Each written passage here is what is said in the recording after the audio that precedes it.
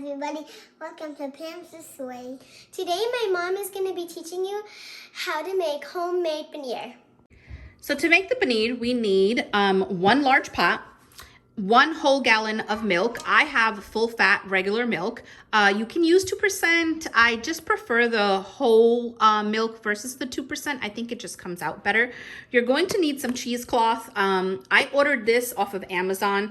It's pretty easy to find, not that big of a deal.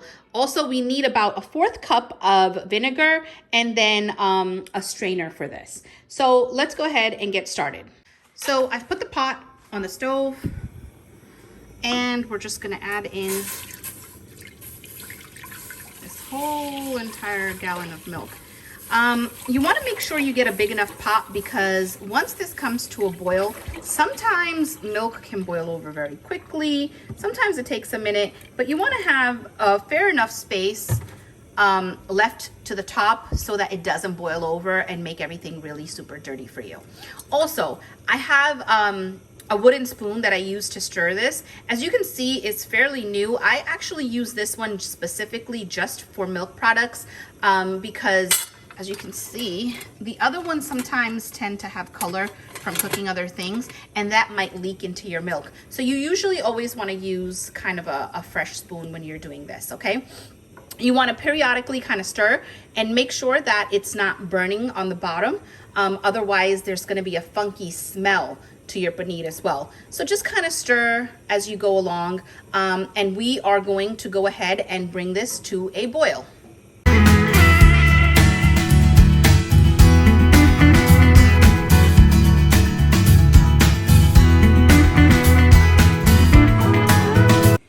So it's been about 10 to 15 minutes and the milk looks like it's about to come to a boil when it starts to look like frothy like this at the top. And the reason why it's looking frothy is because that we've been stirring it this whole entire time. So we're just gonna let it come to a boil quickly now. But what you wanna do is grab that vinegar and put it to the side because once this starts to come to a boil, we are going to turn down the heat and add that vinegar little by little. You're not gonna add the whole thing all at once because you might not need the whole entire 1/4 cup of the vinegar.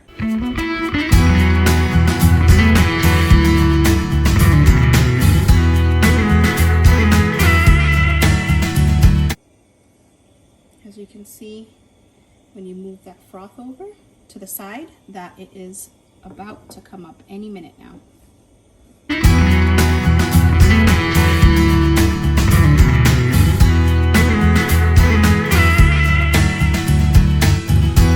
Okay, it's starting to come up now, guys. So I am gonna turn down the heat on the stove and I'm gonna add in just a little bit of the vinegar, possibly half of it, and stir.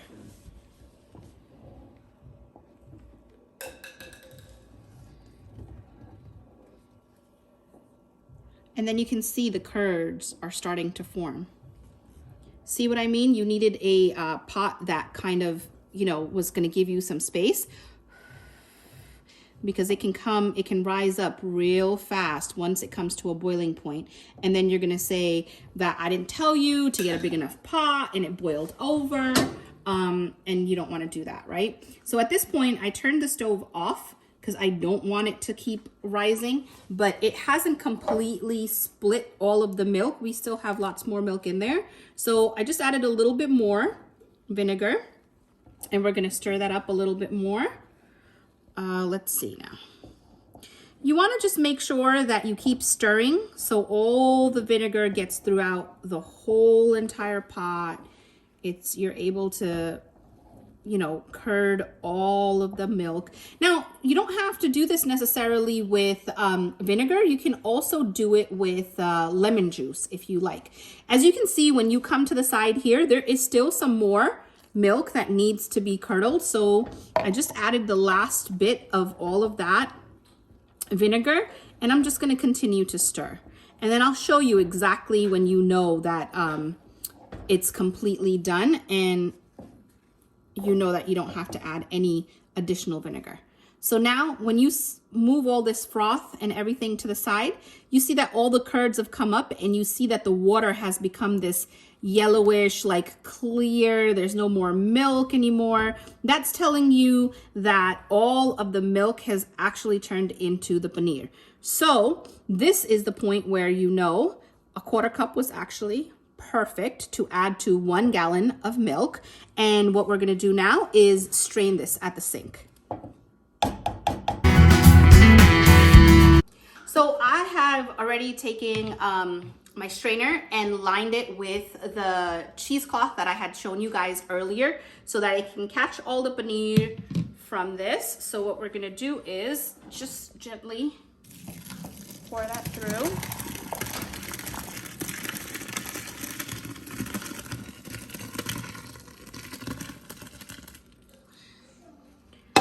You see the milk down there? It always does that, guys, even though you stir. So you don't, when you're stirring, you don't want to stir too hard so you get all that burnt stuff into your milk, okay? You want to avoid that. We're just going to make sure we get all the little pieces. All right. So now what I've done is I went ahead and turned on some of the cold water. I put it in the pot to get the rest of those remains, and I just poured it over my paneer. What that's gonna do is it's gonna help your paneer to settle really well, and it's also gonna help clean out some of that extra vinegar flavor that's in there. Just wanna, it's hot, guys, so handle with care, okay? And what I'm doing is I'm just trying to help push out almost all that water. Okay. Now that that is done, this is a trick I do. You guys, if yours is not that long enough, then don't do this. But I usually tie this up here so that it can drain out over my sink. In the meantime, what I'm gonna do is I am going to refill the same pot that we boiled the milk in with water.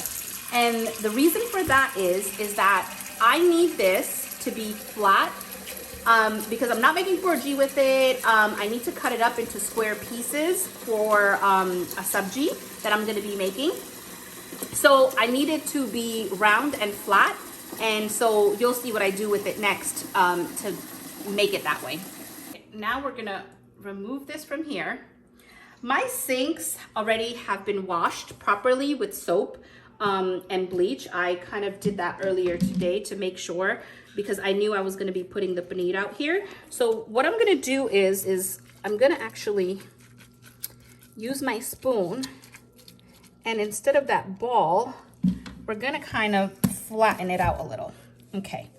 Now what you wanna do is open up your cheesecloth a little bit and put it like this and like this, because it's going to, that's how you want it to set. So if you can see, it's become a nice little round circle right there for me. And all you have to do is that pot we filled with water, you're gonna place that on top of it. You're gonna press down just a little bit to release some of that water. And all that water is going to slowly just go into the sink, and you can just leave that there while you prepare your sabzi or whatever. Now, I'm gonna cook this today, so I am actually working to do this today. But if you weren't gonna cook this today, all you have to do, once we release it from here, once we pick it up after about an hour or so, you can cut it up into squares or whatever shape you like, triangles, and fry it and freeze it. That's usually the best bet to keep this for quite some time. You can do this the same day, or you can even do it the day before. Once you have all of this prepared, you can put it into a nice airtight container and stick it in the fridge, and you can cook it the next day also. Okay, so we've let this sit for an hour. Let's take a look at our paneer. Beautiful. So this is what it looks like, guys. It's pretty firm. A lot of that moisture has actually come out of it. As you can see, look, I can do that. It's a nice It's not too firm, it's not too soft. It's perfect the way I want it. If you want it to be harder than this, then I would suggest that you leave it a little bit longer so that more of that moisture is gonna come out. But if you're gonna freeze this for later use, then this should be fine. You can cut it into little squares and fry. I like this texture because I like some of that to like kind of mix into my sabji, and then it just tastes so creamy and yummy. It's so delicious. But if you need for it to be a little bit more firm, like, you know, if you're making paneer makhni, then I would suggest that you leave it just a little bit longer. And then you can just cut this and fry it if you want to use it for later use. If you're going to use it like the same day, you can leave it the way it is. Cut the pieces how you like them, big, small, however you like. And that's it. Paneer is ready. So simple, guys. It's not hard. It's not rocket science. It's actually very simple and very, very healthy for you to make this at home versus buying it from the store. I'm actually very turned off by the one in the store, so that's why I choose to make it at home. And there you go, all done. Thanks, guys.